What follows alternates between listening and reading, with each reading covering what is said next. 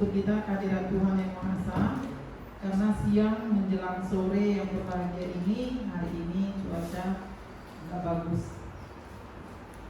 Kita masih diberikan langkah kesempatan kesehatan untuk dapat berkumpul, yang pada hari ini kita akan mengikuti workshop dari yang sebagai pembicaranya dari CGP dari sekolah kita, Ibu Ineda Citra Barus, SPD. Yang kami hormati Bapak Kepala SMA Negeri 1 Deli Tua, Bapak Ibu sekalian yang sudah berhadir dalam mengikuti workshop hari ini. Pada hari ini kita akan sama-sama mendengarkan wejangan atau paparan daripada Ibu Ineda. Tapi sebelumnya mari kita dengarkan dulu arahan dari Bapak Kepala SMA Negeri 1 Deli Tua. Jadi kepada Bapak kami silakan dengan segala Bapak.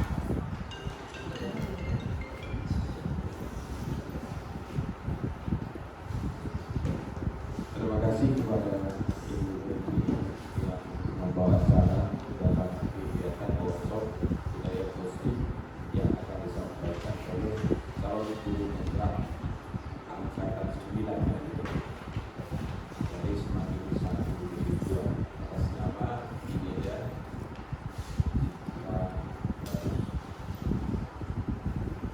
Bapak Ibu sekalian yang saya hormati, Bapak Kepala Sekolah, Bapak Ibu, Guru, dan bicara khusus kepada Ibu calon guru putra angkatan 9 dari Semangat 1.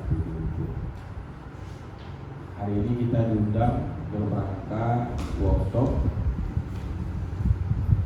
hari kedua, karena ada 2 guru kita yang calon guru putra angkatan 9 semalam sudah, hari ini yang kedua yaitu Bapak Ibu sekalian, kami mohon juga partisipasinya, dukungan sepenuhnya agar Ibu berdua ini lulus CGP tahun 2024. Dan yang lain juga mohon juga bisa mengikuti CGP. Kalaupun dari segi usia, maka pilihannya adalah pengajaran praktik, ya.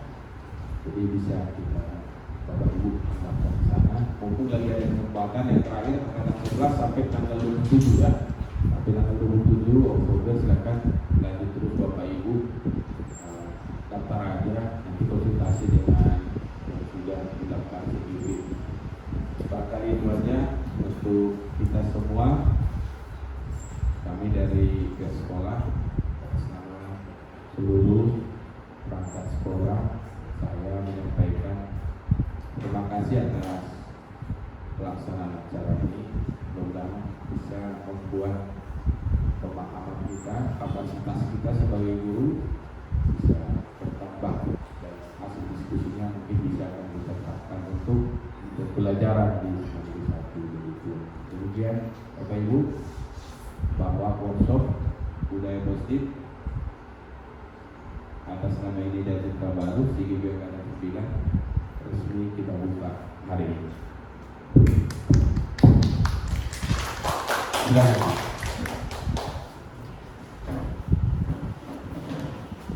Terima kasih kepada Bapak Kepala SMA Negeri 1 Deli Tua atas arahannya sebagai pembuka daripada hari ini, yaitu penyampaian budaya positif oleh Ineda Citra Barus CGP angkatan ke-9. Saatnya mari sama-sama kita mendengarkan paparan daripada Ibu Ineda. Jadi kepada Ibu Ineda kami persilakan dengan segala hormat. Semangat pagi. Iya. Kita gini, kalau misalnya mau siang, malam, sore atau kapanpun itu, kalau semangat pagi berarti kembali ke semangat kita yang di pagi hari. Semangat pagi, pagi luar biasa. Tetap semangat. Yes, bisa ya? Bisa. Oke. Bisa Pak Momo? Bisa, Bu. Pak Momo ngantuk ya. Oke, kita ulang ya. Semangat pagi. Pagi. Luar biasa. Kurang semangat kan? Pak kan udah tuanya, tolong ya. Semangat pagi. Pagi.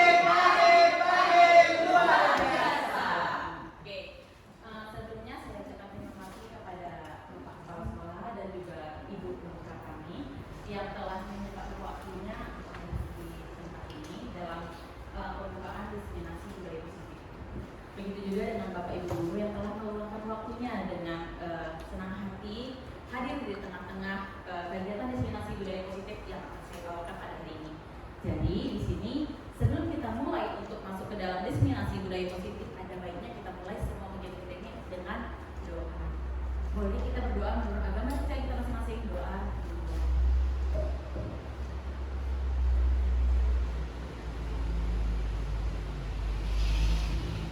Doa selesai.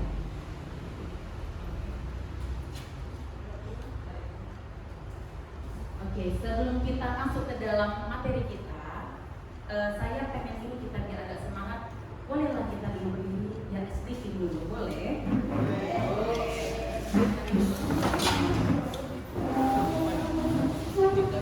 Tapi kita sama-sama nyanyi ya.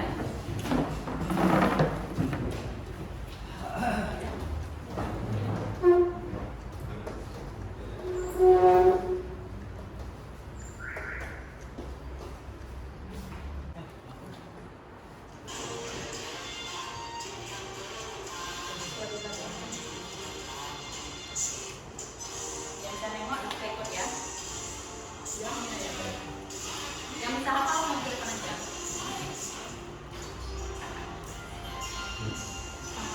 Ke atas menggapai bintang, tangan ke samping burung yang terbang, tangan ke depan jika berenang, dan laki siap berdoa.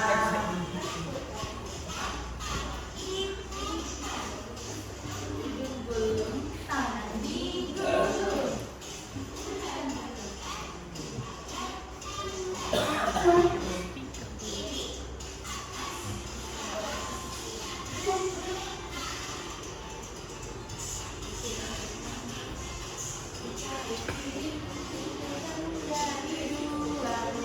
Jembatan diberikan dari kiri dari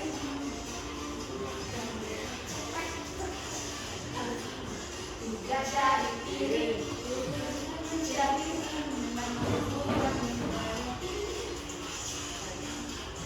empat dari kiri menjadi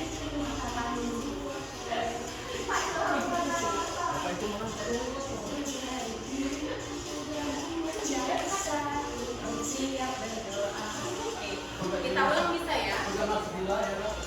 Iya, karena Mbak layarnya menolak untuk breaking. Dia punya tangan. Oke. Kak Tika bolehlah tengah-tengah. Ibu Ayu silakan tengah.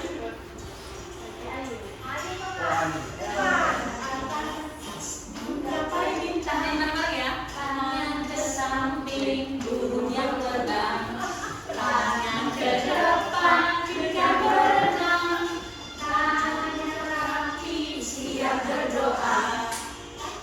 Putar, tangan diputar, digulung-gulung, tangan digulung, di atas bundar, kiri, atas, bawah, siap berdoa. Satu jari kiri, satu jari kanan, menjadi dua jembatan panjang. Dua jari kanan, dua jari kiri, menjadi empat, buat kamera cekrek. Tiga jari kiri, menjadi enam, buat menara tinggi. Kanan, empat jari kiri, menjadi delapan, buat telinga. Kanan, lima jari kiri, menjadi 10, siap berdoa.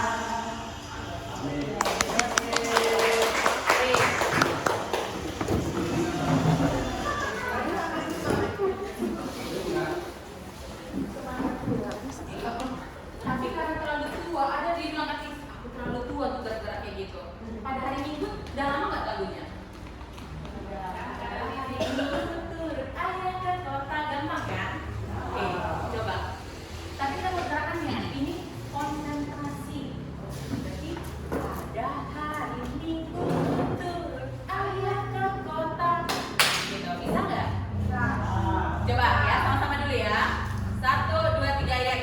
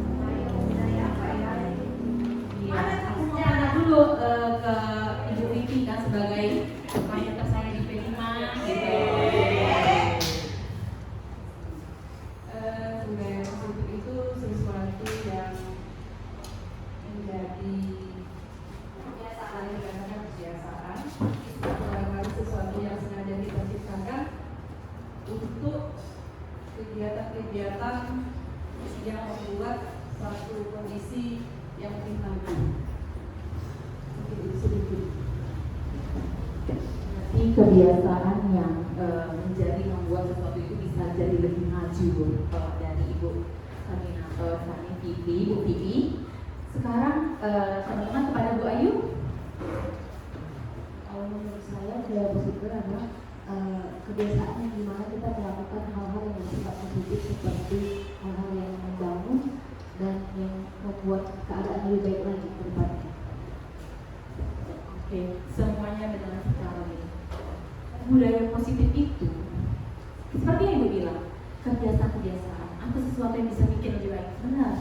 Karena budaya positif itu merupakan nilai-nilai atau keyakinan-keyakinan dan kebiasaan-kebiasaan di sekolah yang berpihak pada murid agar murid dapat berkembang menjadi pribadi yang kritis, penuh hormat dan bertanggung jawab. Nah, tapi dalam budaya positif ini juga cara menerapkan kayak mana nih supaya datang nih budaya positif di sekolah kita? Banyak Bapak Ibu. Tapi untuk menerapkannya juga kita juga harus dimulai dari diri kita. Itu udah pasti. Nah, buat ini. Oke. Salah satunya yang kita bisa menerapkan budaya positif adalah menerapkan disiplin positif dan nilai-nilai kebajikan. Di dalam pikiran kita coba masing-masing. Apa itu disiplin? Kalau dari ini,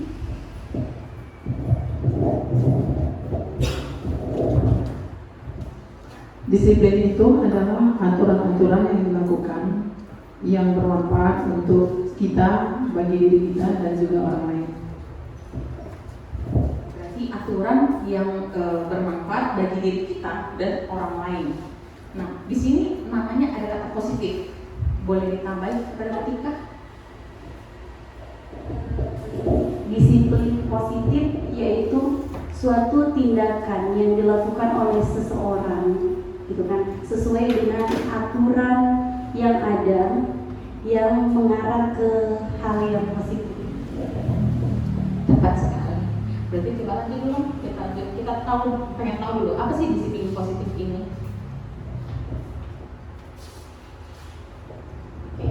Untuk disiplin positif itu kita ada namanya teori kontrol. Nah, disiplin positif ini kan biasanya memang seperti yang dibilang aturan, tapi aturan positif itu disiplin positif berarti aturannya dari diri kita sendiri. Kalau nggak dari diri kita sendiri, berarti dari orang lain. Tapi kalau dari orang lain, berarti itu kita ada namanya keterpaksaan dalam melakukannya.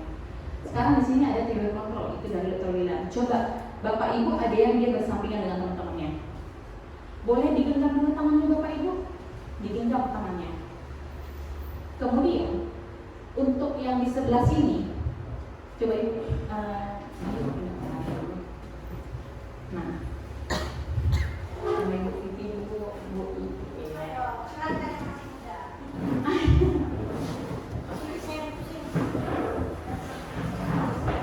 iya, nggak apa-apa lah dulu Ibu Lolita, duduk bersama ya. Oke, yang sebelah sini, berarti dekat Bu Yegi, itu saya bilang kelompok A. Di tangan Bapak Ibu itu adalah barang-barang berharga yang sangat berharga bagi Bapak Ibu. Jadi di kelompok B yang sebelah sini, coba sebagaimana bisa Anda membuka tangan yang ditutup oleh si kelompok A. Coba dibuka. Nah, boleh dia dipaksa, boleh dengan bujuk rayuan, boleh dibilang mau dibayar 100, silakan. Mau dibilang pinjam dulu 100 pun terserah. Coba boleh kalau ada yang berhasil. Oke, berhasil. Berarti ada nih yang berhasil. Sekarang saya tanya kepada Ibu Yegi dulu. Kok bisa kebuka sama Ibu Vivi? Karena dirayunya. Karena dirayunya. Terus sekarang Ibu Heni kebuka nggak tangannya Ibu Heni? Nggak kebuka ya. Coba. Kenapa nggak kebuka? Karena Ayu tidak ada mempengaruhi saya apa-apa. Dia malu. Oke, coba kita buat lakukan sebaliknya. Coba dari kelompok A, buka tangan si kelompok B. Mau dirayu, mau kasih 100 juta, 1 miliar terserah. Mau dipaksa bebas. Yang penting harus buka.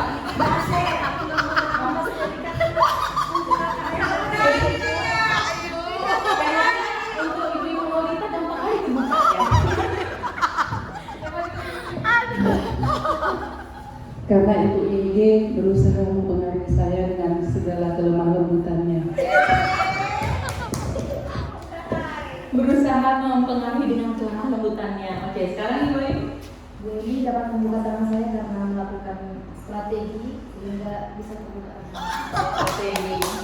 Kepada Ibu Habibie kayaknya pasti harus dibuka sama Ibu. Nggak bisa saya Ibu. Karena saya merasa gini, ya udah itu hasil kerja keras yang saya cari, hasil kerja keras saya sendiri, jadi nggak berusaha membuka juga. Oke. Berarti di sini kan kita bisa tahu ada yang dia bisa dengan keterpaksaan bisa terbuka, tapi ada dengan sukarela untuk membuka tangannya. Dari hal ini kita sudah tahu bahwasannya sebenarnya kenapa tadi yang tadi nggak buka di tangannya, kenapa bisa nggak buka? Kenapa yang tadi dia tangannya nggak bisa buka? Coba siapa yang nggak bisa buka tadi tangannya?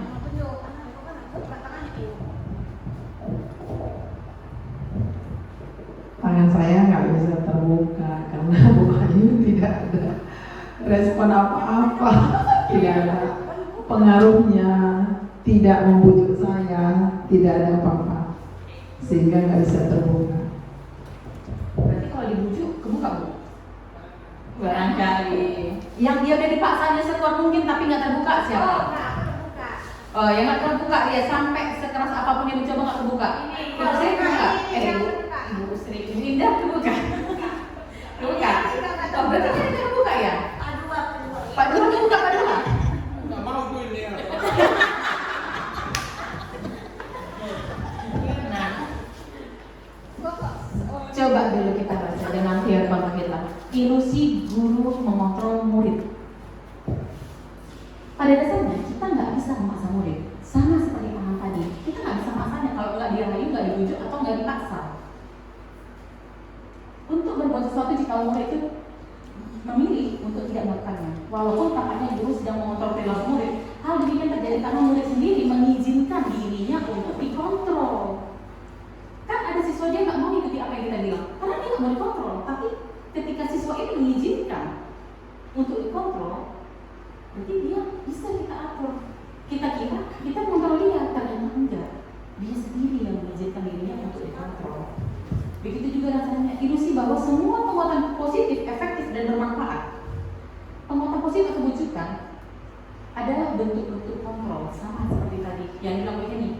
Karena dia nggak berusaha untuk membuka tangan saya, gitu. Dan karena kurang kontrol tadi di dalamnya, jadi dia nggak mau buka, kan gitu. Baru ilusi bahwa kritik dan membuat orang merasa bersalah dapat menguatkan karakter. Menggunakan kritik dan rasa bersalah untuk mengontrol murid menuju pada identitas gagal. Kenapa? Seperti tadi Ibu Vivi bilang, soalnya dia membuat dengan kelemah lembutannya. Nah, dia membuat kayaknya rasanya buka aja lah, gitu. Kalau itu gak berharga gitu, tapi ya udahlah. Nah itu dia. Baru ilusi bahwa orang dewasa memiliki hak untuk memaksa, sama seperti kita. Kita merasa kita yang lebih tua ini bisa mengatur orang yang lebih muda. Padahal nggak, belum tentu. Ketika yang muda itu merasa, ngapain mengerjakan hal yang nggak bukan kerjaanku, nah itu kita bisa mengaturnya, gitu. Jadi itu semua tergantung sama diri kita sendiri. Berarti kontrol itu berasal dari diri kita sendiri. Coba dulu kepada Ibu ini, baca dulu Bu. Bila kita ingin membuat kemajuan perlahan, sedikit-sedikit ubahlah sikap atau perilaku kita. Namun, bila kita ingin memperbaiki cara-cara utama kita, maka kita perlu mengubah kerangka acuan kita. Ubahlah bagaimana kita melihat dunia, bagaimana kita berpikir tentang manusia. Ubahlah paradigma kita, skema pemahaman, dan penjelasan aspek-aspek tertentu tentang realitas. Nah itu dia. Jika kita memang mau membuat sesuatu, berarti kitanya yang harus membuka pikiran kita. Bukan berarti orang itu yang membuka pikiran kita. Sama seperti ini. Stimulus ada teori respon. Seperti ini dibuat itu. Orang lain bisa mempercaya pada dasarnya orang lain nggak bisa mengontrol kita, tapi kita sendiri yang mengizinkan orang lain untuk mengontrol kita. Kan begitu dia Bapak Ibu. Begitu juga dengan ini. Ada dia bilang di situ kita mencoba untuk mengubah orang agar berpandangan sama dengan kita. Bisakah kita mengubah pandangan orang untuk sama pemikirannya dengan kita? Bisa. Oke, kepada Ibu Habibie gimana? Kenapa dibilang bisa? Dipengaruhi, diberi doktrin, pelan-pelan lama-lama pasti berubah dengan apa yang kita mau. Diberi doktrin, berarti ibu sendiri yang mengizinkan bahwasannya kalau ibu mengubah pandangannya, kan gitu. Bahwasanya teori kontrolnya adalah kita yang berusaha memahami pandangan orang lain tentang dunia. Berarti orang yang ibu pengaruh itu, dialah yang mengubah pandangannya atau kontrol dirinya untuk mengikuti, oh iya ya begitu. Nah, itu dia, berarti stimulus respon yang kita kira selama ini kita mau orang, ternyata tidak. Mereka sendiri mengizinkan dirinya untuk kita kontrol. Nah, Bapak pendidikan kita, Ki Hajar Dewantara, siapa sih yang nggak kenal sama Ki Hajar Dewantara? Menyatakan bahwa di mana ada kemerdekaan, di situ harus ada disiplin yang kuat. Di situ harus ada disiplin yang kuat. Sungguh pun disiplin itu bersifat self-disiplin, berarti untuk dirinya sendiri. Yaitu kita sendiri yang mewajibkan kita dengan sekeras-kerasnya, tetapi itu sama saja. Sebab kalau kita tidak dicakap melakukan disiplin self-disiplin, wajiblah permasalahan yang disiplin diri kita. Nah, berarti kalau kita nggak bisa disiplin diri kita, maka orang lain siap untuk mendisiplinkan kita. Di situ Ki Hajar Dewantara menyatakan bahwa untuk mencapai kemerdekaan atau dalam konteks pendidikan kita saat ini, untuk menciptakan murid yang merdeka, nah kita seringkali kan merdeka belajar. Dari situ syarat utamanya adalah harus ada disiplin yang kuat. Disiplinnya itu yang dimaksud adalah disiplin diri. Jadi di dalam budaya positif ini kita membentuk anak itu untuk sadar diri, untuk disiplin dia sendiri yang menerapkan, bukan kita yang maksa dia untuk disiplin. Nah itu dia budaya positif. Menurut Bapak Ibu, penting nggak sih sebenarnya budaya positif diterapkan di sekolah? Sangat perlu. Karena capek nggak sih kita yang terus bilang, udahlah, jangan kau terlambat lagi, udahlah, jangan sampai berapa kali kita sekarang ya. Kalau nggak dari dirinya, itu kan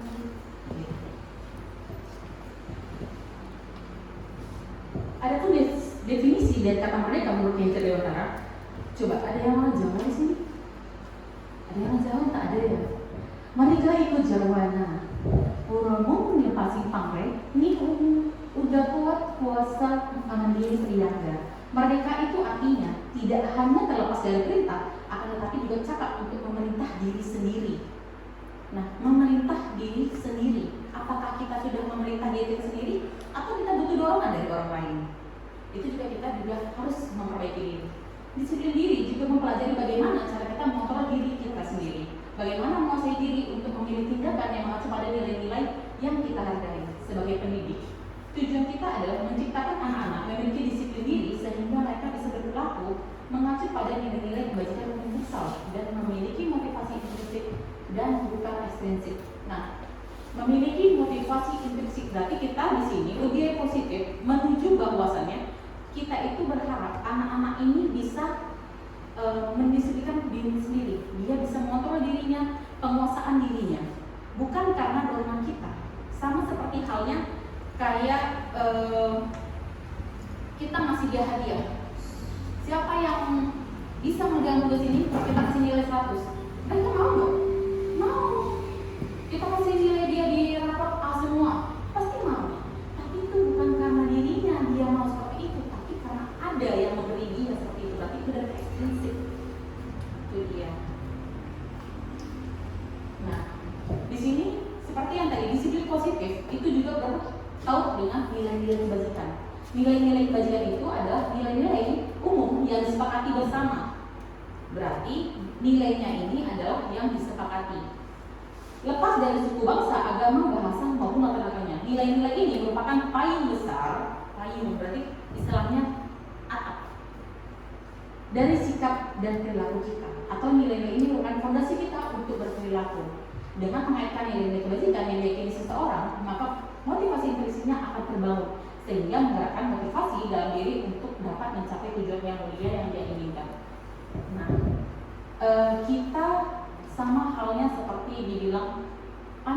Pancasila, satu, fondasi kita adalah Pancasila untuk bernegara.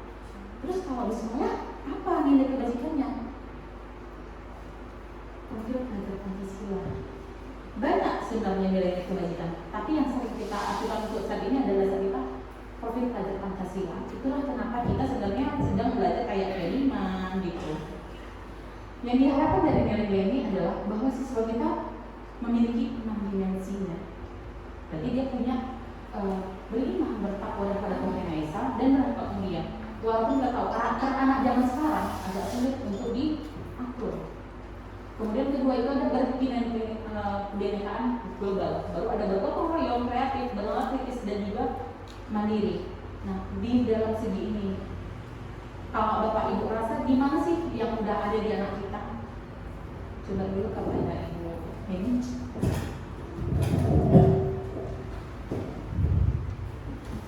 Sebenarnya seluruhnya di T5 ini ke-6-6-nya sudah ada di anak-anak kita. Tinggal bagaimana kita mengubahnya supaya lebih lagi mereka lebih paham barangkali ya. Jadi seorang guru lah bagaimana untuk menggali, lalu memotivasi dan seterusnya supaya ke-6-6-nya ini bisa dimiliki seluruh siswa kita. Berarti semuanya ini udah ada dalam diri anak kita, tinggal diasah. Tapi gimana cara kita mengasahnya itu tergantung bagaimana kita. Itu dia. Selanjutnya, untuk itu juga dalam menerapkan budaya itu sudah kita juga butuh teori motivasi, hukuman dan penghargaan serta restitusi. Menurut Bapak Ibu, nah, motivasi tadi ada ekstrinsik, ada intrinsik. Berarti ada yang dari luar, ada yang dari dalam. Sekarang saya mau tanya, hukuman itu perlu nggak? Atau penghargaan itu perlu nggak? Perlu dua-duanya. Kemudian restitusi itu apa? Nggak tahu. Oke. Jadi di sini hukuman dan penghargaan sebenarnya ada yang bilang kurang tepat misalnya untuk dilakukan. Kenapa menurut Bapak Ibu? Kenapa bisa dibilang hukuman dan penghargaan itu kurang tepat? Oke. Nanti kita bahas. Kita mulai dulu dari teori motivasi. Nah, di sini ada teori motivasi. Yang pertama, untuk menghindari ketidaknyamanan atau hukuman. Nah, ini bagian hukuman, perhatikan. Berarti kalau hukuman itu dibilang ini adalah tingkat terendah dari motivasi yang perilaku manusia. Berarti sebenarnya hukuman termasuk adalah motivasi. Tapi dia motivasinya berbentuk apa? Untuk menghindari ketidaknyamanan. Mereka jadi harus datang. Misalnya ini, mereka nggak mau datang terlambat karena kalau udah terlambat bakal disuruh ada ngutip sampah, ada disuruh ke sana, disuruh kemari. Untuk menghindari itu mereka cepat berangkat. Itu dia yang satu. Berarti dia motivasinya dari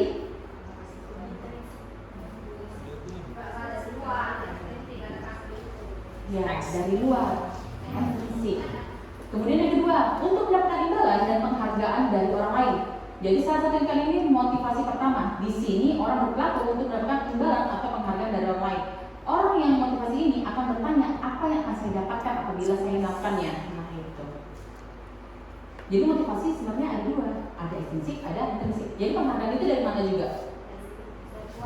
Dari luar juga. Kita masuk ke lainnya. Untuk menjadi orang yang mereka inginkan dan menghargai diri mereka sendiri, nilai-nilai yang mereka percaya. Nah, orang yang dengan motivasi ini akan bertanya, akan menjadi orang seperti apa saya apabila saya melakukannya. Mereka melakukan sesuatu karena nilai-nilai yang mereka yakini dan mereka hargai. Nah ini sama seperti kita, hari ini nanti ke depan mau jadi apa ya? Jangan sekali anak kita bisa berpikir ke depannya dia mau jadi apa. Nah disitulah restitusi di mana mereka bisa memperbaiki diri mereka sendiri dengan pikiran mereka sendiri. Nah itulah restitusi. Jadi sebenarnya motivasi yang kayak hukuman dan juga penghargaan itu bagus adanya. Tapi alangkah lebih bagus jika kita terapkan restitusi yang itu dari diri mereka sendiri untuk merubah dirinya.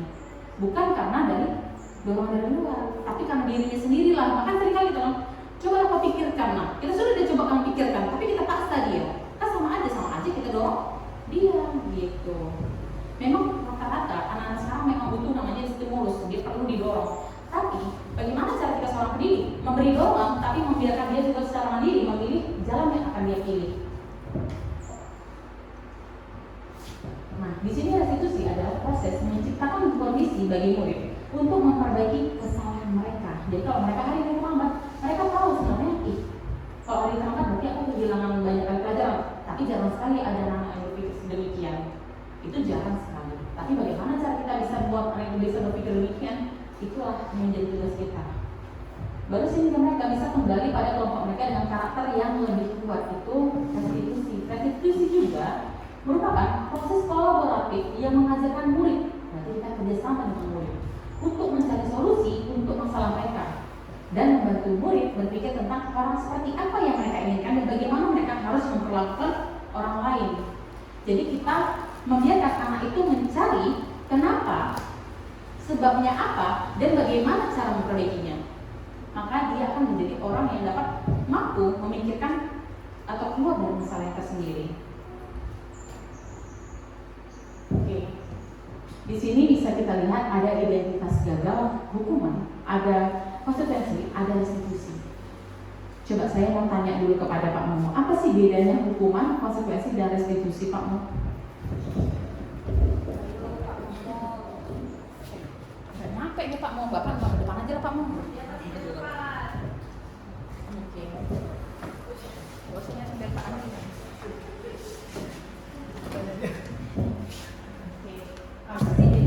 Bedanya konsekuensi dan konsekuensi. Kalau menurut saya konsekuensi itu adalah sesuatu yang wajib untuk dilaksanakan. Kalau tidak dilaksanakan kayaknya bakal ada konsekuensinya. Itu sesuatu yang kewajiban.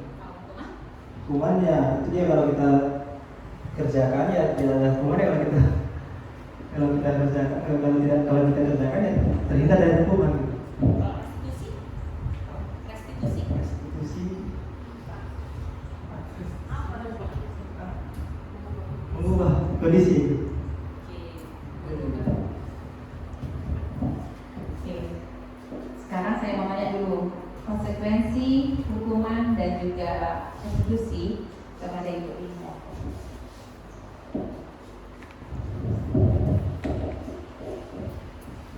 Konsekuensi hukuman yang diberikan yang pertama bisa merubah, terus yang kedua bisa membuat dia trauma atau mungkin menjadi lebih dari yang sikap yang pertama daripada yang berikutnya. Kira-kira seperti itu. Seperti yang bilang Pak Momo dan juga Ibu Linda, bahwasannya kalau hukuman, kalau konsekuensi kata Pak Momo tadi udah ada aturannya, berarti udah ada sanksinya apa yang akan dia dapatkan ketika dia melakukan pelanggaran itu. Sedangkan hukuman kayak dibilang Ibu Linda tadi, kalau mereka kena hukuman, mereka bisa mulai dengan itu bahkan bisa lebih parah nantinya. Karena biasanya anak ini bisa ada sifat pendendam. Kenapa? Karena aku wajib itu. Sedangkan restitusi, nah seperti dibilang Ibu ini tadi, ada perubahan nilainya. Berarti anak itu bisa memilih, dia yang memilih apa yang harus dia lakukan. Karena ada kesepakatan antara kita dan dia.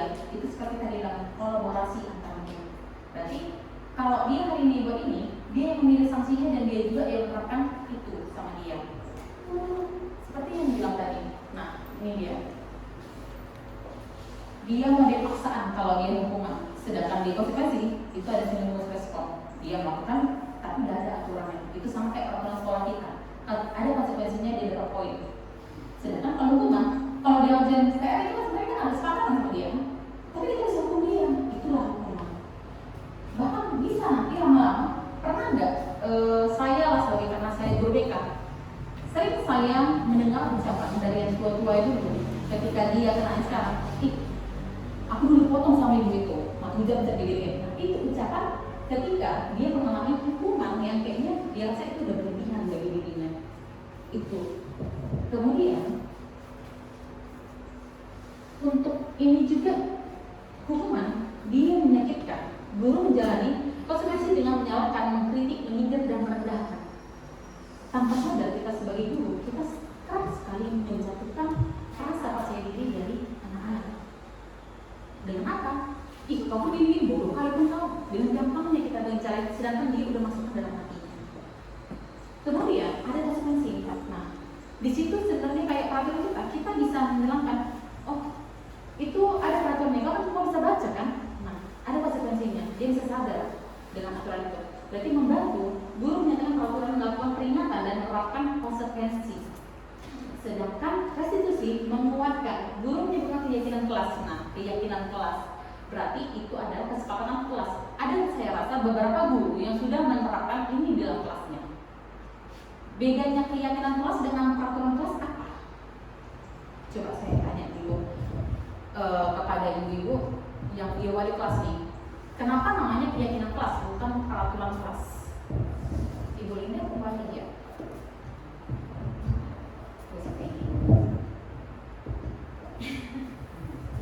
Apa sih bedanya peraturan kelas, peraturan dengan keyakinan?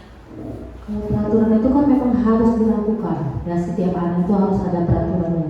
Kalau keyakinan itu dari dalam diri seorang anak itu, dia harus bagaimana? Apakah dia ke positif atau ke hal yang negatif? Kalau keyakinan itu ke arah positif atau negatif, sedangkan kalau dia peraturan, berarti sudah ada ketetapan. Sama seperti halnya kita. Bedanya keyakinan kita, peraturan yang buat bukan siswa, kita gurunya. Sedangkan keyakinan kelas yang membuat itu adalah siswa. Mereka yang membuat, kalau mereka lari-lari dalam kelas, kalau mereka lari-lari ada konsekuensinya, tapi itu dari mereka sendiri. Jangan terlambat dibilang. Nah, mereka buat sendiri. Hadir tepat waktu. Nah, sanksinya adalah mereka sendiri. Itu adalah keyakinan kelas. Itu hanya terdiri dalam kelas itu. Tapi kalau di sekolah itu udah pasti peraturan kita lakukan. Bukan lagi keyakinan. Tapi kalau di kelas kita boleh pakai keyakinan itu. Jadi apabila anak ini melanggar, kita bisa tanyakan, kita punya keyakinan kelas. Terus bagaimana konsekuensi yang harus kita lakukan?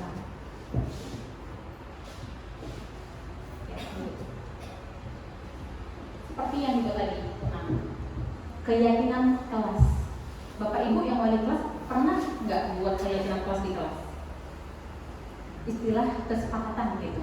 Kalau Ibu Vivi gimana cara buat keyakinan kelasnya? Misalnya dari siswa itu sendiri membuat semacam kesepakatan untuk bagaimana menjaga kebersihan kelas yang mereka ciptakan sendiri untuk membuat tiket kebersihan, dan itu bukan dari kita. Mereka yang membuat sistemnya, menyepakati dan mengatur berjalan dengan baik. Termasuk untuk menciptakan kelas yang kondusif, masalah duduk nanti yang mereka buat tanpa campur tangan sepenuhnya dari kita. Kita hanya memberikan dorongan dan stimulus saja. Jadi kita hanya memberikan dorongan dan stimulus. Berarti Ibu Vivi sudah menerapkan sedikit banyaknya budaya positif tadi supaya anak memiliki kebebasan dalam memilih apa yang harus mereka terapkan. Sama halnya seperti ini. Yang Bapak Ibu yang belum memiliki keyakinan kelas nih. Kalau kita lah bilang kan, anak-anak kita lari-lari dan dia terlambat, kita selalu mengatur dia melalui peraturan yang ada di sekolah. Tapi pernahkah kita berpikir kalau kita membuat keyakinan kelas dalam kelas itu, misalnya nih, ada satu yang dia seperti Ibu Vivi bilang tadi, kebersihan. Kalau anak-anak kerap sekali dia ibaratnya lupa untuk membersihkan atau membuang sampah yang ada di dalam lacinya. Jadi apabila itu ada ketahuan di dalam lacinya, kalau ada keyakinan kelas, kita bisa mempertanyakan, dia tahu nggak kalau itu udah ada di kesepakatan yang kita buat, dan bagaimana caranya supaya dia bisa memenuhi keyakinan kelas tadi.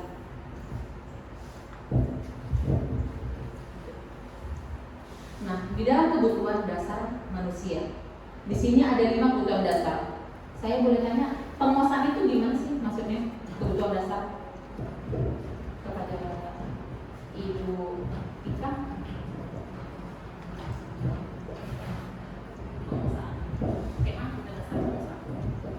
Untuk penguasaan kebutuhan dasar kita tahu bahwasanya untuk dapat bertahan hidup, apa sih yang paling dasar yang harus kita punya untuk tetap bisa kita bertahan? Benda dasar apa yang harus kita punya untuk bisa bertahan? Ya. Namanya judulnya tadi adalah kebutuhan. Berarti kebutuhan. Berarti kita itu punya kebutuhan untuk bertahan hidup. Kita juga punya kebutuhan dalam penguasaan. Kita juga punya kebutuhan dalam kasih sayang dan rasa diterima, dan juga kesenangan dan kebebasan. Nah, untuk bertahan hidup ini yang dimaksud adalah seperti bahan pokok juga itu kan kebutuhan bertahan hidup. Baru kasih sayang dan rasa diterima. Nah, ini dalam misalnya di dalam suatu kelompok. Di suatu kelompok kita di dalam kelas, anak-anak ini kadang biasanya memiliki rasa pengen sekali memiliki kebutuhan kasih sayang dan rasa diterima yang tinggi. Dia pengen diakui sama teman-temannya. Mereka pengen diterima sama temannya, sama diterima teman yang sini. Berarti di mereka itu butuh namanya untuk rasa diterima. Sama kenapa dia caper-caper? Ya karena mereka butuh kasih sayang itu. Karena mereka tidak memiliki atau kekurangan kebutuhan itu. Begitu juga dengan kebebasan. Kebebasan itu gimana sih yang dimaksud kebutuhannya? Mereka bebas memilih. Begitu juga penguasaan. Penguasaan seperti apa? Nah, biasanya penguasaan ini dia harus namanya diakui. Itu harus diakui. Itu kerap sekali adalah orang yang dia pengen dia menjadi pemimpin. Kalau dia pengen jadi pemimpin, dia pengen jadi ketua atau gimana pun itu, dia pasti pengen dirinya divalidasi atau diakui bahwasanya dia itu pintar, dia itu kompeten, dia itu bisa semuanya. Itu di bagian penguasaan. Berarti dia harus akan penguasaan. Berarti anak-anak yang kalau kita lihat nih, aku pengen masuk ini, pengen masuk itu, pengen masuk itu, dan ini, berarti dia pengen penguasaan dia masih kurang. Dia butuh untuk itu, butuh untuk diakui bahwasanya dia kompeten di mana aja. Begitu juga dengan kesenangannya. Nah, di sini ada 5 posisi kontrol kepada Ibu Habibie dulu. Yang paling manis ya, biar dia agak. Coba dulu Bu, kayak mana sih penghukum itu Bu dibaca? Kenapa ya? Oke. Ada 5 posisi kontrol. Apa itu? Oh, itu yang penghukum, pemantau, pembuat rasa ya, teman, manajer. Jadi kalau di sekolah, kalau di kelasku ya misalnya, ada satu yang nilainya hancur lebur, nakal, saya satukan sama siswa yang pintar dan baik. Jadi paling tidak yang nakal ini tadi bisa terikut dengan temannya yang pintar, dan alhamdulillah nilainya sekarang ditanya sama beberapa guru yang lain bagus, karena walaupun hasil contekan jadilah gitu. Ada sisi pemantau di dalamnya. Iya, tapi dia pakai teman. Iya.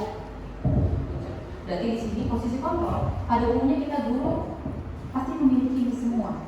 Tetapi Ibu Habibie, dia istilahnya membiarkan anak itu bergabung dengan yang lain. Berarti dia sudah menjadi pemantau di situnya. Dia tidak lagi ikut campur ke dalam si anak ini. Dia lebih memfasilitasi anak ini supaya bisa belajar dengan baik. Gitu. Kemudian saya mau tanya, siapa yang bisa di sini? Oke, Bu Ayu. Dibaca dulu, penghukum itu gimana sih guru yang menghukum? Seorang penghukum bisa menggunakan hukuman fisik maupun verbal. Orang-orang yang menjalankan posisi penghukum senantiasa mengatakan bahwa sekolah memerlukan sistem atau alat yang dapat lebih menekan murid-murid lebih dalam.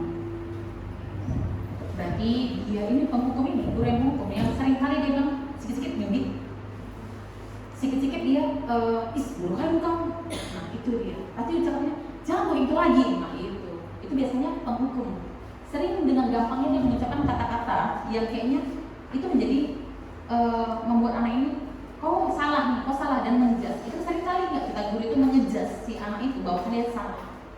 Nah itu kerap sekali, sering kita masih lakukan. Nah itulah ada posisi penghukum, dan begitu sedikit-sedikit kita cubit, sedikit-sedikit kita jewer. Nah itu bagian penghukum. Pada bagian ini pembuat bersalah. Pembuat rasa bersalah, kita percaya pada posisi ini biasanya guru akan bersuara lebih lembut. Pembuat rasa bersalah akan menggunakan keheningan yang membuat orang lain merasa tidak nyaman, bersalah atau rendah diri. Berarti di situ kita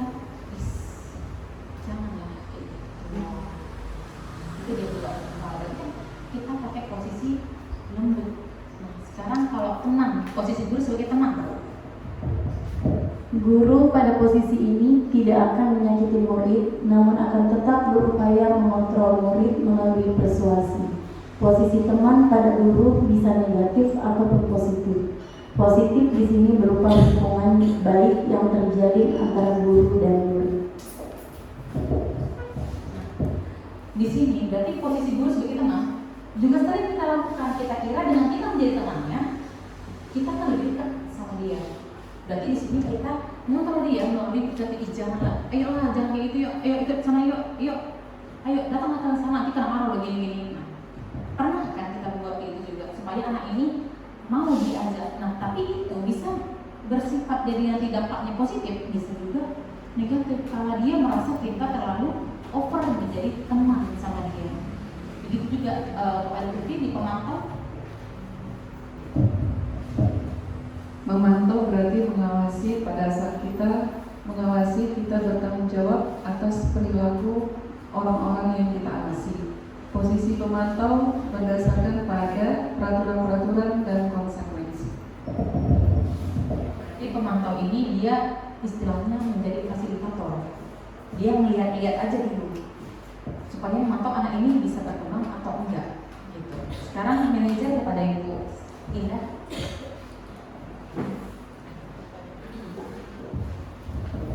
Bagian manajer, posisi di mana guru berbuat sesuatu bersama dengan murid, mempersilahkan murid, mempertanggungjawabkan perilakunya, mendukung murid agar dapat menemukan solusi atas permasalahannya sendiri. Berarti di posisi manajer ini, guru itu seperti yang tadi restitusi. Dia membiarkan murid itu yang memilih apa yang sebenarnya sudah dia buat. Istilahnya dia buat salah kayak ini, ya kita tanya sama dia. Hari ini dia udah buat apa? Apakah itu salah atau enggak? Dan kayak mana cara dia memperbaiki itu? Nah itu mereka sendiri yang menjawab dan mereka sendiri lah mencari solusi untuk memutuskan apa yang dia lakukan. Oke, nah ini kalau dia penghukum, guru berbuat itu menunjuk, menyakiti, menyindir atau menghardik. Sedangkan kalau pembuat orang salah berencana menunjukkan kecewaan mendalam, seperti kan kamu sudah kecewa ibu, kamu sudah kecewa bapak. Jadi istilahnya kayak seolah-olah anak ini harus bisa merasa bersalah dengan apa yang sudah dia buat. Baru kalau teman, nah ayolah seperti yang tadi dibilang, itulah teman. Baru kalau kontrol, apa yang sudah kita yakini, nah itulah keyakinan kelas. Apa yang sudah kita yakini di kelas ini tadi, itu dia mereka pertanyakan lagi. Lalu apa kamu meyakini itu? Misalnya dia bilang kan, ya deh kalau itu saya jalan jongkok sana. Betul, yakin, sanggup. Nah kita tanya lagi keyakinan sama dia. Kalau dia sanggup, ya udah dia jalankan karena itu dia sendiri yang memilihnya. Begitulah dia untuk namanya menghukum, pembuat rasa bersalah, teman, pemantau dan manajer. Nah hasilnya itu bisa berbeda-beda juga hasil akhirnya. Kalau menghukum dia bisa nanti anak itu memberontak, bisa mendendam, bisa ujungnya dia bisa menyalahkan orang lain. Nah dia nyabu, padahal dia sendiri nggak menyadari kalau dia itu juga salah. Gitu. Baru pembuat orang merasa bersalah. Nah ini menyembunyikan, menyangkal dan berbohong. Biasanya orang yang ujungnya dia membuat bersalah, ujungnya dia karena takut dia akan marah, takut disalahkan, dia bohong. Itu dia. Kemudian kalau tenang, berarti ketergantungan. Dia kalau nggak disuruh, nggak akan bekerja, nggak akan terlalu. Misalnya nih, kayak kita, ayo lama dua aja. Nanti lama kali kita bahas, nanti lama kali kita bicarakan itu masih fluktuasi, berarti tenang. Tapi kalau nggak digituin, dia nggak bergerak. Lama-lama kan dia ketergantungan dengan kita. Begitu juga dengan pemantau, berarti menyesuaikan bila diawasi. Nah, kayak seperti yang dibilang sama Ibu Habibie tadi, bahwasannya kalau dia anaknya ini kurang pintar, dia letakkan di tempat orang-orang yang dia mesti pintar supaya dia bisa belajar. Tapi kalau diawasi, dia belum tentu dan tidak belajar. Nah, gitulah dia pemantau. Kemudian manajer, berarti dia menguatkan karakter si anak dengan cara apa? Itu tadi kita tanyakan apa yang udah menjadi konsekuensi dia sendiri. Dia yang udah menjadi kesepakatan dan keyakinan yang udah kita buat bersama dengan dia. Oke, di sini ada segitiga restitusi. Nah, segitiga restitusi ini ada namanya menstabilkan identitas. Bahwasanya kalau misalnya nih kita buat seperti yang tadi, manajer ini pasti udah memiliki hal ini. Manajer udah pasti dia memiliki sikap atau sifat untuk mendirikan segitiga restitusi. Dengan apa? Setiap orang pasti melakukan kesalahan. Nah, di situ si anak membuat si anak itu merasa kayaknya, berarti ini nggak marah ya sama aku. Jadi ketakutan dia tadinya sangat mudah duduk, itu bisa diturunkan sedikit. Tapi dia punya validitas yang salah. Nah, kamu tentu punya alasan kan, kenapa dia melakukan itu? Atau adakah cara lain yang lebih efektif untuk melakukan apa yang kamu butuhkan? Nah, berarti dia tahu kalau dia itu sebenarnya bersalah. Terus cara apa yang harus dia lakukan untuk bisa menempati atau tidak lagi berbuat hal yang sama sebelumnya? Baru kita tanya-tanyakan ketika dia udah mengikut konsekuensinya dari tiga kelas tadi. Keyakinan kelas apa yang udah dia sepakati, dan juga dia ingin jadi orang seperti apa, dan apa yang harus dia penuhi ketika dia melanggar keyakinan kelas yang udah dia buat. Nah, itu dia Bapak Ibu. Dalam budaya positif, dalam penerapannya kita bisa menerapkannya dengan disiplin positif terlebih dahulu. Tapi itu semua tergantung sama kita juga. Kalau kita ingin memperbaiki atau menerapkan budaya positif di sekolah, kita juga harus siap untuk mengubah diri kita menjadi orang yang juga positif. Karena budaya positif dapat dilakukan dengan cara melakukan hal yang bersifat positif, berpikiran positif, berhati positif, dan bersikap positif. Kalau kita nggak bisa menerapkan ini dalam diri kita sendiri, bagaimana kita bisa siswa menerapkan pada diri sendiri? Mengembangkan budaya positif sekolah harus dilakukan dengan penuh kesungguhan, dan hal-hal yang terlihat sederhana namun terkadang sulit dilakukan, dan ini harus terus dilakukan. Dan kita guru sebagai contoh. Berarti dimulai dari kita terlebih dahulu Bapak Ibu menerapkan budaya positif ini untuk diri kita sendiri, supaya kita bisa menjadi contoh dan teladan anak-anak kita dalam menerapkan budaya positif di sekolah kita. Mungkin itu saja yang bisa saya sampaikan. Terima kasih. Oke. Sebelumnya karena tadi kita awali dengan doa, maka kita tutup juga dengan doa. Kita berdoa kepada kita masing-masing, doa dengan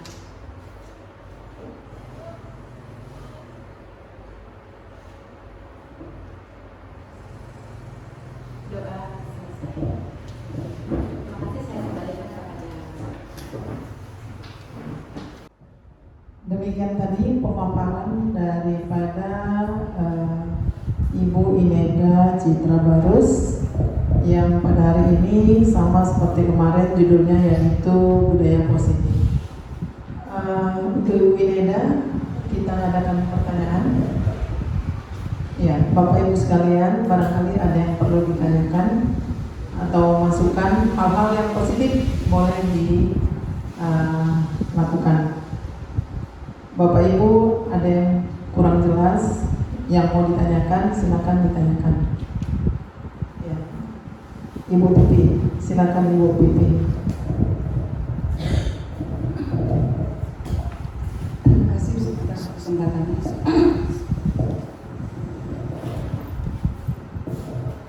Baik, untuk sampai kita kepada tahapan restitusi tadi, suatu tahapan yang memang kita harapkan memang tumbuh merupakan budaya positif di lingkungan pendidikan yang kita kelola. Namun hari ini tidak bisa kita pungkiri bahwa satu budaya yang boleh dikatakan yang bersifat ekstrinsik, yang berasal dari luar dari siswa, yang sangat besar pengaruhnya terhadap karakter siswa itu sendiri. Terutama kalau kita lihat bagaimana mereka sangat kurang bisa mendisiplinkan diri, terutama saat masalah pemanfaatan waktu. Seringkali kita jumpai di kelas siswa yang tertidur, berbagai upaya sudah kita coba untuk bahkan kadang merombak model pembelajaran yang sudah kita rencanakan, tidak bisa berjalan dengan baik, sehingga kita harus putar arah sehingga mereka harus bersemangat untuk menerima materi pelajaran yang mau kita sampaikan. Kendalanya itu selalu ya sebagaimana kita hadapi bersama, mereka kadang datang terlambat dengan alasan bangun kesiangan, bahkan kadang mereka tidur di kelas di sela pergantian guru yang tinggal yang hanya beberapa detik saja guru belum keluar, kita sudah menanti di sini untuk teman menggantikan teman kita. Di beberapa menit atau detik, hitungan detik aja mereka sudah sempat tertidur gitu. Ketika ditanya, mencoba untuk apakah itu pendekatan yang kita gunakan untuk membuat dia merasa bersalah, memang dia mengakui gitu. Dia mengakui, iya Bu, terus terang saya akui tadi malam saya bermain sampai kebablasan sehingga jam 3, jam 4 baru bisa tertidur, dan situ sudah nggak bisa lagi tidur sebelum jam 12 itu sudah seperti. Nah ini seberapa disiplinnya kita yang hanya barangkali 6-7 jam di sekolah ini untuk mencontohkan budaya-budaya positif itu, tapi kalau kecenderungan siswa di luar sekolah lebih mendominasi, ya lebih mempengaruhi karakter yang seperti ini, kira-kira lebih bagaimana supaya kita bisa dalam 6 jam atau 7 jam kita bersama mereka, ini bisa kita lebih mempengaruhinya ketimbang budaya atau pengaruh-pengaruh luar yang mereka dapatkan di luar lingkungan sekolah kita. Ini mohon untuk barangkali menjadi diskusi bersama, menjadi pemikiran kita bersama, karena ini memang masalah yang kita hadapi sehari-hari. Terima kasih. Terima kasih kepada Ibu Pipi. Pernyataan Bu Pipi sepertinya lebih ke masukan, ya Bu Pipi, atau sebagai pertanyaan. Mungkin ada masukan dari Ibu Neda, mungkin ada solusi gitu. Ya, silakan Ibu Neda. Oke.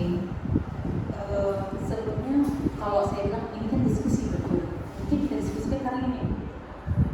Saya bilang kita diskusikan karena ini mencakup hal yang sudah umum seringkali terjadi.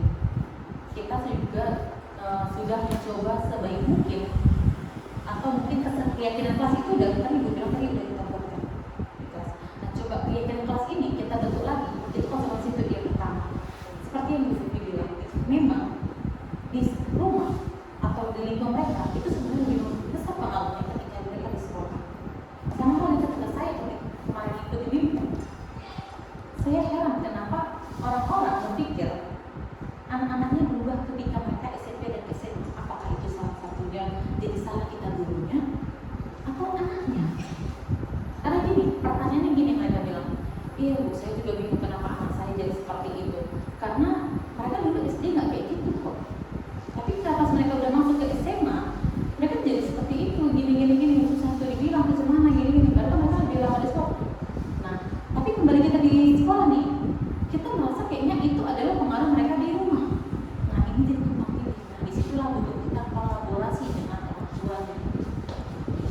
Sebenarnya apa yang terjadi dengan si anak? Kadang gini, kadang anak-anak ini mau apapun kita bilang, seperti saya pernah juga bilang guru lain ya, kadang-kadang ada beberapa kata bahwasanya kita tidak bisa percaya 100% pada anak, tapi kita juga tidak bisa 100% menyalahkan anak. Seperti yang Ibu Vivi bilang tadi, iya Bu, kami memang melakukan anak sampai malam dan kemudian kami tidak bisa tidur lagi. Nah, untuk itu kita butuh kerjasama daripada orang tuanya. Tapi di sekolah kita memang nggak bisa dipungkirin, tetap aja nggak semua orang tua bisa peduli dengan apa yang anaknya lakukan. Terus bagaimana cara kita membuatnya? Kita udah buat keyakinan kelas ini. Nah, dia mungkin di keyakinan kelas ini dia menerapkan apa yang udah jadi keyakinan kita, tapi kedepannya ke dalam lingkungan dia sehari-hari gimana? Nah, kalau saran dari saya, kalau saya sendiri secara pribadi, mungkin budaya positif ini kalau sudah semampu kita terapkan, kita buat dulu dengan kelas terlebih dahulu. Jika tidak bisa kita buat keyakinan kelas, dan itu harus ada kolaborasi antara orang tuanya. Jadi ini konsekuensinya adalah pada dia dan orang tuanya juga. Kemudian kita di sekolah ini mendiskusikan apa sih kesepakatan baru antara kita untuk membuat atau menerapkan apa yang harus kita terapkan supaya anak ini bisa mengikuti pelajaran yang baik dan tidak tidur. Kalau misalnya dari budaya positif ini kita menerapkan namanya keyakinan kelas, tapi kalau misalnya Bapak Ibu punya tips atau tips yang lain yang membuat kita bisa sama-sama mendapatkan wejangan atau namanya bisa kita terapkan di dalam kelas kita masing-masing, itu boleh sekali kita saling berbagi.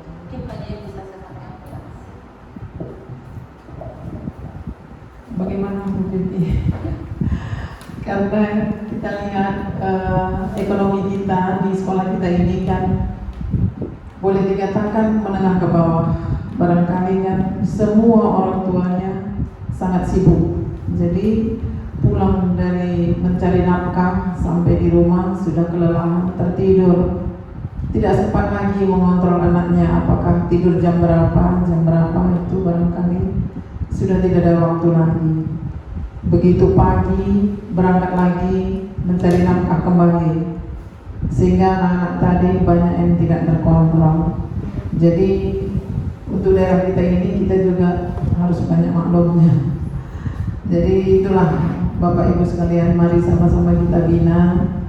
Apabila ada anak-anak kita yang kurang di sekolah, suka tertidur atau melakukan hal-hal yang negatif, mari sama-sama kita bina bersama, saling berkolaborasi, saling sharing, berdiskusi.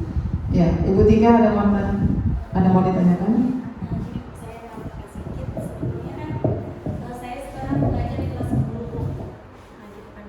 Jadi sering saya jumpai siswa itu mengantuk pada pelajaran saya dikarenakan main handphone, main game online sampai jauh-jauh malam, sampai kadang jam 3 pagi gitu Bu. Jadi saran saya kalau diterima alhamdulillah, enggak ya udah kan cepat. Jadi kalau bisa di sekolah kita ini kalau bisa dilarang penggunaan handphone atau dilarang membawa handphone ke sekolah. Karena siswa fokus itu hanya ke handphone Bu. Jadi di sela-sela waktu mereka itu misalnya pergantian les langsung handphone. Terus nanti misalnya di sela-sela gurunya menerangkan mungkin mereka menggunakan handphone gitu. Jadi fokus mereka saat belajar itu hanya handphone gitu. Nah, kalau saran saya handphone jangan dibawa, kalaupun dibawa pada pelaksanaan P5 aja seperti itu. Jadi fokus mereka benar-benar untuk belajar, bukan teralihkan atau terfokuskan ke handphone lagi. Terima kasih. Barangkali ini ditujukan kepada pihak sekolah stakeholder yang kita. Barangkali ini di tepatnya Bapak Kepala yang menjawab. Silakan Pak. Terima kasih. Yang pertama tadi dulu saya berikan pendapat kepada yang pertama Ibu tadi. Saya ambil untuk Ibu Neda perlu kita diskusikan ya. Kalau saya pernah bertanya ada orang yang berhasil, kok bisa berhasil dia? Padahal dulu waktu sekolah jarang masuk, sering terlambat, tapi bisa berhasil. Ada juga yang jarang masuk atau melanggar aturan, ada juga yang tidak berhasil, kan begitu. Persoalannya tadi apakah aturan di sekolah yang kurang ditegakkan? Bagaimana cara menegakkannya tadi sampai dari Bu Yedan ada berupa kita selaku guru, apakah pemantau teman hukuman yang kita buat. Kembali ke persoalan tadi, orang yang melanggar aturan dulu di sekolah bisa berhasil, apakah kebetulan? Itu juga perlu kita pikirkan. Maksud saya begini Bapak Ibu, ketika ada masalah terhadap sekolah oleh anak murid kita, dari kebiasaan selama ini yang kita lakukan mungkin secara umum hukuman, barangkali dengan diseminasi ini boleh kita berpindah ke restitusi. Itu saya rasa yang perlu kita garis bawah. Di kelas Ibu Tika tadi sering main handphone, ketika boleh dengan restitusi. Ketika Ibu Tika masuk, semua membuat budaya positif dengan melibat keyakinan kelas. Kalau Ibu Tika masuk, ada keyakinan kelas yang sudah disepakati oleh mereka dan ditandatangani. Tidak ada yang main HP ketika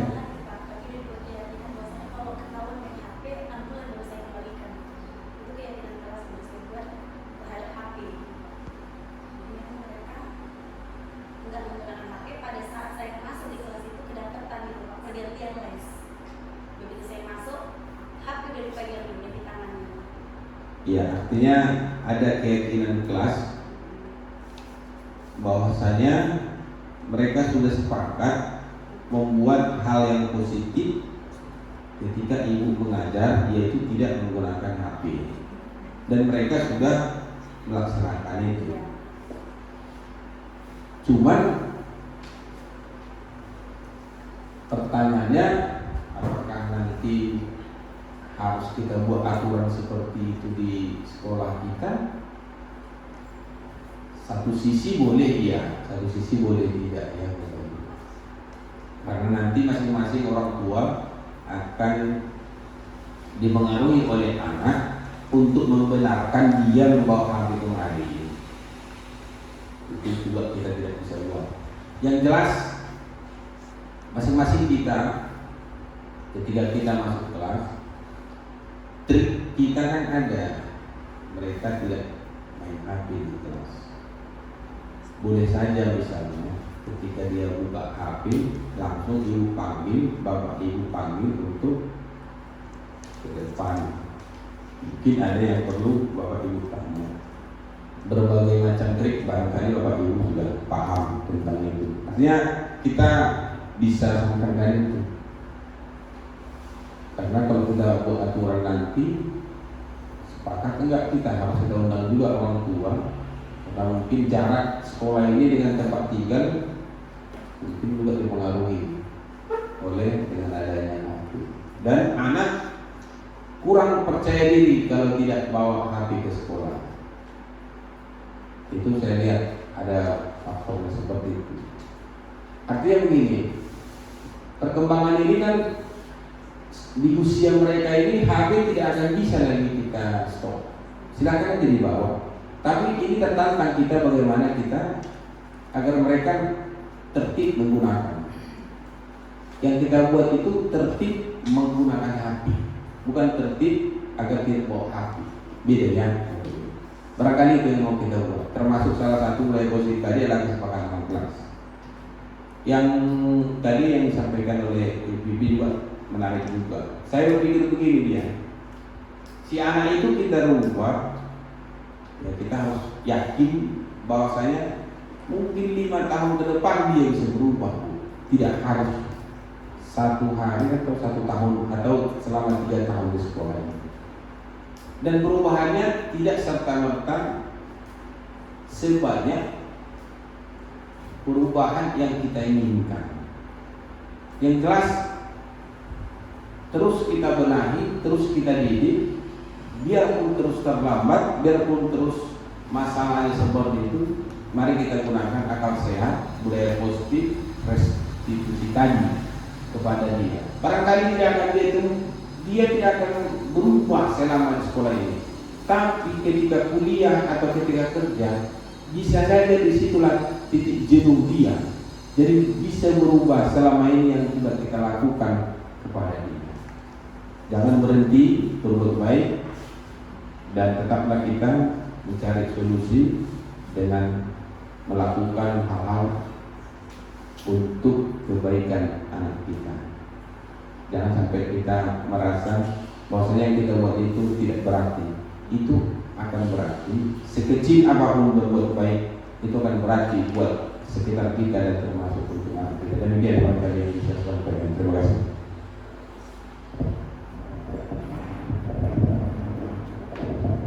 Ya, demikian penjelasan dari Bapak Ama.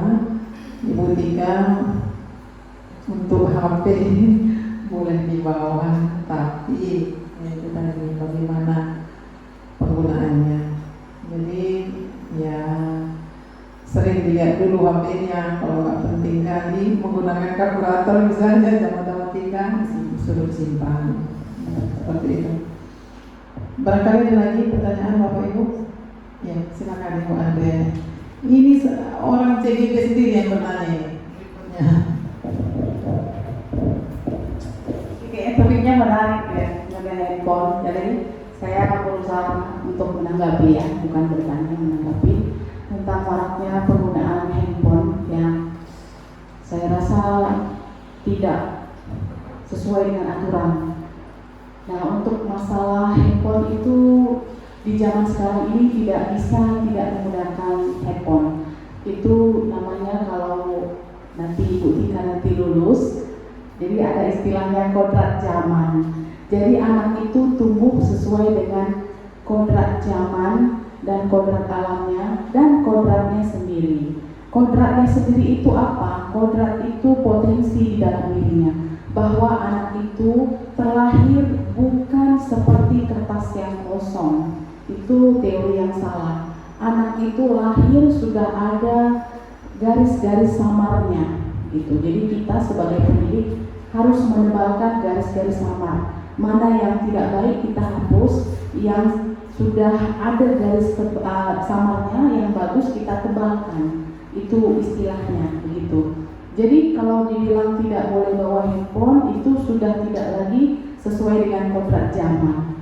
Tetapi di dalam pelaksanaannya, ya namanya tadi anaknya, mana yang harus disamarkan, mana yang harus ditebalkan, itulah tugas guru ini. Nah, tadi Ibu Inyeda sudah menjelaskan bahwa penerapan budaya positif ini kenapa harus guru dulu diberikan diseminasi, supaya kita juga mindset kita juga terbuka bahwa di dalam mendidik anak atau di dalam menuntun anak, posisi kita itu harus sebagai manajer, ya. Tetapi tidak harus langsung blok manajer, enggak, ada tahapannya. Saya sendiri kadang masih sebagai penghukum, mungkin besok saya sebagai pembuat rasa bersalah gitu. Tapi kita sudah punya patternnya, kita sudah punya rangka-rangkanya gitu. Oh, ada refleksi diri setelah pembelajaran. Jadi saya rasa kalau kita ingin menerapkan budaya positif, hal yang pertama kita harus lakukan adalah kita buat dulu keyakinan kelas. Ya, tadi dibilang Ibu ini ada peraturan, ada keyakinan. Sebenarnya di dalam peraturan dan di dalam keyakinan itu sama-sama memiliki nilai-nilai kebajikan. Nilai-nilai kebajikan itu apa? Nah, kalau kita di sekolah, nilai-nilai kebajikan kita itu yaitu P3, profil pelajar Pancasila. Profil pelajar Pancasila ini kan ada 6, itulah nilai-nilai kebajikan. Cuman cara penyampaiannya, kalau peraturan itu satu arah, kita yang buat, jangan ribut gitu ya kan. Nah, kalau di dalam keyakinan kelas bagaimana? Keyakinan kelas itu kita diskusi buat peraturannya, jadi lebih dia terarah gitu. Oh, harus saling menghargai, tulis. Jadi sebelum kita membuat sesuatu itu harus kita buat dulu keyakinan kelas.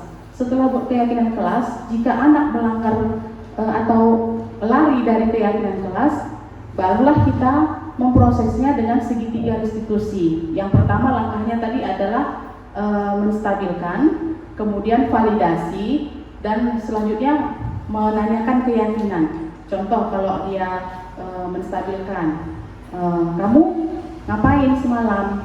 Tanya ya kan, oh begini. Jadi masuk ke validasi. Menurut kamu apakah perbuatan itu benar? Oh enggak. Oke. Keyakinan apa yang kamu langgar, nakku? Oh, saling menghargai. Oke. Saya sudah melanggar keyakinan ini. Jadi kalau begitu solusinya apa? Dia sendiri yang menjawab. Kita nggak usah kasih aturan gitu. Jadi dengan menanya keyakinan, dia sudah punya motivasi intrinsik. Nah, jadi saya juga berbagi praktik baik nih Bu Tika. Kalau saya masuk, saya bilang ke anak-anak, kita kan sudah buat keyakinan nih. Apa keyakinannya? Saya tanya. Setiap saya masuk, handphonenya sudah ada di depan semua Bu. Jadi saya siapkan memang satu meja. Kalau memang saya suruh begitu ya kan. Kalau untuk hari ini kita handphonenya di depan ya. Jadi saya masuk, handphone udah berjejer di depan, udah seperjualan handphone saya. Jadi nggak ada yang pegang handphone pas saya melakukan aktivitas. Tapi kalau saya butuh media, handphonenya saya beri. Tapi tetap saya keliling gitu, saya memang kesana kemari. Jadi posisi kita janganlah selalu di depan. Seperti istilahnya Ki Hajar Dewantara itu ingar sosum telada, ingmarya mangkarso, tunuri handayani. Kita di depan, di tengah, dan di belakang. Jadi posisi kita sebagai guru jangan di depan terus ya Bapak Ibu, nggak enak ditengok. Saya pun kadang lewat gitu kan, ibu itu kadang di depan terus, nggak pernah di belakang gitu. Jangan, kalau di depan aja kita nggak bisa lihat anak kita. Kadang-kadang tengah aja kita duduk, kadang-kadang di belakang gitu. Jadi sebelum kita stres sendiri gitu ya kan, kita buat aja dulu keyakinan kelas. Kalaupun keyakinan kelas dilanggar sama siswa, baru proseslah dengan segitiga restitusi. Nggak usah marah-marah kita nanti sendiri sakit kita begitu. Jadi mereka sendirilah yang menimbulkan motivasi intrinsik dari mereka untuk melaksanakan disiplin positif. Saya kira itu saja jawabannya. Terima kasih. Terima kasih banyak kepada Ibu Andriani yang sudah panjang lebar menjelaskan. Karena hari pun sudah sore, maka dari itu barangkali jika ada yang masih ingin ditanyakan, boleh ditanyakan langsung ke CGP kita berdua. Jadi boleh di Japri atau bertemu langsung di sekolah ini. Masih banyak waktu kita untuk hari-hari yang lain. Jadi Bapak Ibu sekalian, karena hari sudah sore dan inilah untuk hal penguatan positif yang hari ini judulnya apa? Ini udah lupa. Budaya positif. Jadi karena hari sudah sore dan ini sudah hari kedua, barangkali karena Bapak Kepala Sekolah yang membuka, barangkali hari ini juga karena ini hari kedua, hari terakhir untuk budaya positif ini, barangkali Bapak Kepala Sekolah juga yang menutup. Jadi kepada Bapak kami persilakan. Terima kasih kepada Ibu Herli selaku pembawa acara. Bapak Ibu yang terhormat, Bapak Kepala Sekolah, Bapak Ibu guru, dan khusus kepada Ibu calon guru penggerak angkatan 9 Bu Eneda yang memaparkan materi budaya positif di sore hari. Terima kasih atas paparannya. Kiranya Bapak Ibu guru dan kita semua mencoba menerapkan di dalam kelas masing-masing. Intinya kita sebagai manajer untuk melakukan pendekatan kepada peserta didik kita dan tidak lagi melakukan hukuman, tapi kita coba cari solusi yang istilahnya restitusi tadi. Barangkali itu lebih mendekatkan kita kepada anak kita dan anak kita bisa lebih hormat kepada kita ketika kita memberikan solusi atas persoalan dia. Tapi sebaliknya ketika kita hanya menghukum, barangkali seperti yang tadi sampaikan akan menimbulkan rasa kebencian yang akan tertanam dalam diri anak. Mudah-mudahan semoga bermanfaat pertemuan ini, membuka wawasan kita dan menambah kapasitas kita sebagai guru. Terima kasih kehadiran Bapak Ibu seluruhnya. Kiranya kita tetap sehat dan salam bahagia untuk kita semua. Sekali lagi kita berikan aplaus untuk Ibu Eneda. Demikian, terima kasih. Terima kasih Bapak Ibu sekaliannya. Selamat sore. Assalamualaikum warahmatullahi wabarakatuh.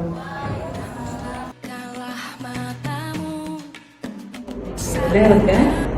Udah Bu. Coba hilangkan ketemuan. Udah? Oke. Sekarang tahu nggak kenapa dipanggil lagi? Kenapa? Karena saya kemarin Oke, sakit. Iya, menurut kamu itu salah nggak? salah. Salah. Wajar sih kalau setiap orang itu pasti melakukan hal yang salah. Tapi biasanya kalau kita salah itu kenapa kita? Karena saya tidak selesai tugas Bu. Jadi saya berjalan aja. Nggak selesai tugas jadi cabut. Nah, kalau cabut tadinya itu apa akibatnya sama kamu? Ya nanti di SPO sama atau di luar negeri. Untuk memperbaiki hal yang sudah terjadi, apa yang kamu lakukan? Bilang kepada teman-teman untuk nggak cabut.